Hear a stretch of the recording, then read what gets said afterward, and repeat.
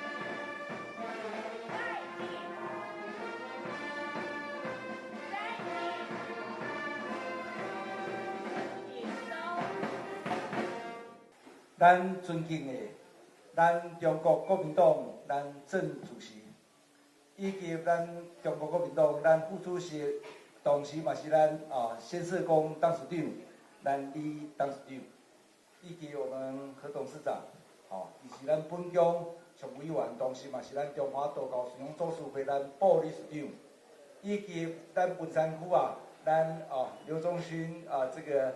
咱这个里长联谊会会长，以及我们43里的各里的里长，今日在咱农历岁数85年加个吹高日，等来咱凌霄宝殿向着阳上帝来祝寿的各位先生、各位女士、各位先生，大家熬早，大家好。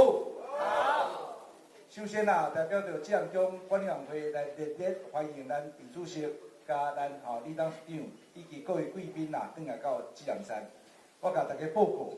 今年是咱正月初9日，嘛是咱玉皇上帝的这个圣诞。大家同时踮咧遮的心就是祈求咱的国家会当风调雨顺、国泰民安，两岸会当和平，世界会当和平。同时，大家所期所愿拢会当达成。我甲大家报告，咱志阳山是先祖祖的这个道场，今年进入第137年。吕祖是唐德宗贞元14年，西元798年。唐代中国人是儒家思想，唐朝是护法圣灵，当时儒祖成道是以道来成道，所以志阳山弘道是依照咱儒祖的理念，儒释道三教同体，性命之理，门户大开，任君择选。所以吕祖的一个包容性，也给我们若干的一个启示。同时咱在指南宫有6个发展主轴：宗教、教育、慈善。文化艺术、自然生态，所以137年来，以整个文山区来讲，这个位置就是咱先做红豆的这个所在，所以今天我不敢多言，但是我们以就是讲为道者啦，这个为道者，陶师店大家的一个共同勉励啊，陶师店我们这个理念高，眼光远，胸怀宽，手法细，同时我们为道者的目标啊，承天命，继道统，立人伦，传世文。所以在今天在我们1年的一个开始啊，也祝福我们郑主席以及咱中国国民党在你领导下全员大家能够团结，同时为国家为社会来奋斗来努力。在此，我们恭请咱郑主席来帮我们讲话，我们给他热烈鼓掌，好不好？好，恭请中国国民党主席郑丽文致辞。感谢咱指南宫的理事长，现场高理事长、何董事长，咱副主席中常委，以及在座我看到所有咱文山区的里长联谊会的会长，还有所有的好朋友们，今天来参加天公星参拜法会的各位好朋友，大家早安。早。今天非常的荣幸。过去呢，我也曾经陪伴当时的马主席来到指南宫参拜。今仔日这样子的一个重要的日子，也希望借着在指南宫的参拜，能够祈求，其实大家的心愿拢是同款的，一定爱风调雨顺，国泰民安。